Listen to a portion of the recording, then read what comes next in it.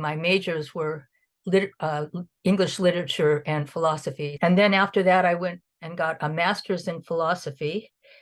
And after that, I did a law degree. And then after that, I did a master's of law. I worked with a law firm and had a general practice doing family law, wills, and etc., things like that. And then I somehow settled into doing tax law and securities law. I worked with a nonprofit, the Environmental Law Center in Edmonton, for about 11 years, was the executive director of that. And then finally, teaching at the University of Calgary in the law faculty for 11 years. I just love being able to do anything to help the environment through this very, very powerful tool of law. I did my bachelor's of science in biological sciences. I did my JD at the University of Calgary. From university, I've started articling at a corporate law firm called Osler. I love oral advocacy, and I love, even in law school, I love the mooting and debating side of law. And so that is what I'm passionate about. Decided that I wanted to major in political science, a minor in management and society. But I graduated from the University of Saskatchewan for my law degree. For the year that I had off in between my degrees and before I went to law school, I did work for a lawyer as a legal assistant during law school. My first 2 summers, I did work as a clerk at the Alberta courthouse in the divorce section. Because of my experience working at the divorce court, I had articled with a family, primarily family and real estate law firm. So now I practice at a law firm called KH Dunkley here in Calgary. A couple or someone who saved up enough money for their first home, or they're selling their first home, moving into, a bigger and better home. So to provide them with the information and kind of empower them in that process is what I do enjoy the most. So I have a bachelor in science. I focused in biochemistry and then took my Juris Doctorate, which I'm articling right now. I was a wine rep during post-secondary, and then I was a stay-at-home mom for those years. And now I work as a an articling student with the Crown Prosecution Service. My colleagues are the most compassionate, empathetic people that I know. They build each other up for hard days.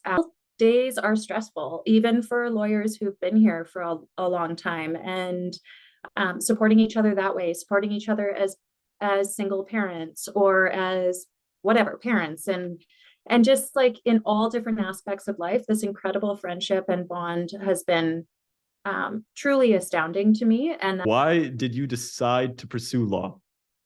I've always really been interested in the law and paid attention to legal things going on and reading the paper about the law and thinking that might be a career I might follow. But I was in philosophy. I got very interested in jurisprudence, which is philosophy of law, and thought, this might be a really good career path.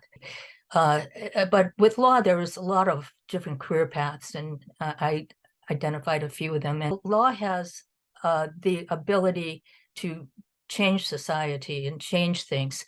I think all my life wanted to be a doctor. And then in my last year of undergrad, I had the opportunity to run in the provincial elections for a member of the Legislative Assembly candidate. And that kind of opened the door a little bit to the other side of things, of legislative impact and what I could do as well, aside from medicine. And so I think that's where the pivot really happened, where I was interested in the process that goes into lawmaking. Tied to running in the election was the fact that I didn't see people like myself, a Muslim woman, person of color, in the field of either lawmakers or in law itself as lawyers. And so that was what inspired me to, apply for the sake of it. And the interest in pursuing law was just entirely from my experiences and courses I took in high school and in university. High school has been so long, but I do recall that I did took a course with an element of law in it, and that kind of piqued the interest. And that's why I think I chose political science as my undergrad degree. And specifically, I remember taking one of the courses in university in my first year, and the case that we had read was Roe v. Wade. And that, I think, was a pivotal moment in determining, is this the path that I would go? Will say now why I've decided to continue pursuing law and why I'm willing to spend 9 hours a day doing this. I love being involved in the community. I find that to be very fulfilling. That in itself is so huge for me and would have been enough to pursue law. And then the other side of it was being intellectually stimulated. That was 100% necessary for me in the pursuit of any career. What high school courses can I take to help me prepare for law school? And also, will taking an IB course be beneficial?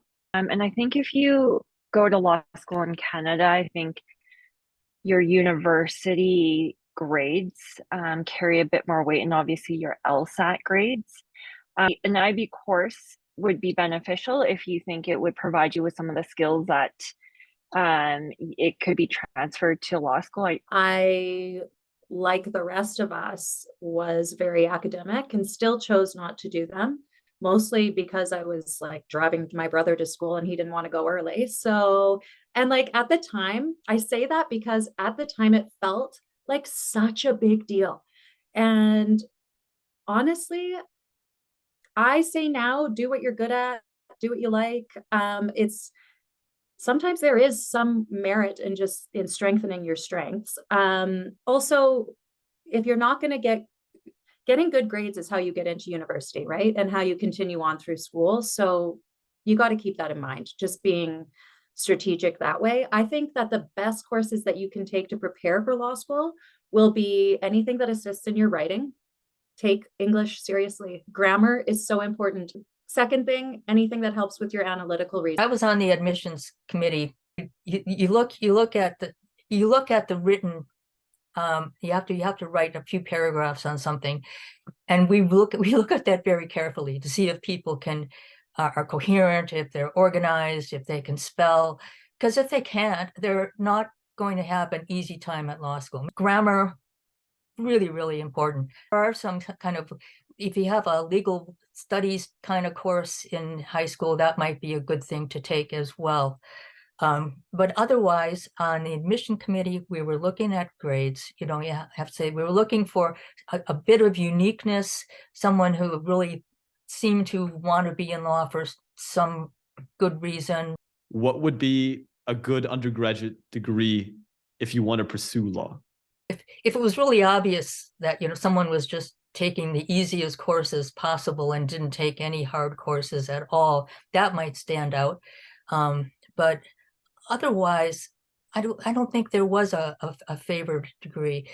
Like I said, people who did philosophy and history and economics did well on their LSAT, and that's really important. If you do really super well on your LSAT, you know, and you have a really pretty good GPA, you're going to get into law school no matter what program you were in. I think it's important to keep in mind that there are different types of, I guess, jobs for people with different skill sets. If you're more academic, then being a professor, or, you know, that may be what you end up doing for your law career. Or if you're good with people, you might work for a smaller law firm that practices, again, primarily transactional law, or, you know, you might end up working in-house for one client versus many clients, right? So I think it's just trying to acquire the skills so that you can thrive in whatever law degree or whatever job that you want. How did you prepare for the law school admission process, LSAT? Were there any methods, any online materials, stuff like that? My go-to was Khan Academy. I used Khan Academy, and what I loved about that was you set an exam date that you're writing, you set a goal of your score, and then they will give you practice scores and practice questions, and you do them over and over again. figuring out where your weaknesses are. Then you watch videos, and it's all just free resources online. I know when I was studying for the MCAT, which was for med school, I fell into the trap of paying for a lot of all these like different courses, and I wouldn't recommend that at all. I learned that the hard way. And So what I did was I read the Power Score Bible on logic games. I just read it front to back really quick. Read a bunch of different topics, read a bunch of different things, get your reading comprehension up. So that's already you as a baseline student. And then you're going to do a lot better in the LSAT generally. I would say, like Saliha said, don't give yourself 2 weeks. Why would you do that? Like if you're planning for this, study for it. It's a big deal. It's a big test. It's a lot of money. You know, if you had done poorly and you'd written it a bunch of times and you're like, I just cannot get my score where I need it to be, maybe then a tutor could look at your work and say, I see the issue here. Let's work on this. This is the thing you're not understanding. What kind of attributes and skills should a person have in order to be a successful lawyer? You have to be very good at organization. You have to pay attention to what you're doing. You have to be able to write well. You have to have a lot of excellent reading comprehension. You really have to be able to listen, and to objectively translate what you have heard into whatever you're doing legally. to be a good lawyer also means to be generally a good person, to be polite to your colleagues, even if they're on the opposite side. And you might be against someone in court, but then you're going for dinner or drinks, or you're very friendly. And that's what develops this respect for a lawyer within the legal community. You also want to be empathetic. You want to be understanding of the other person, the other party. So although you want to be empathetic, you want to make sure that it is still objective and that you're not taking too much of what your clients are feeling. You know, a lot of lawyers who end up embodying a lot of what their clients are saying, and then they lose that objectivity and they're not as successful in what they're trying to, I guess, achieve for their clients at the end of the day. Not to settle on any particular career path too early,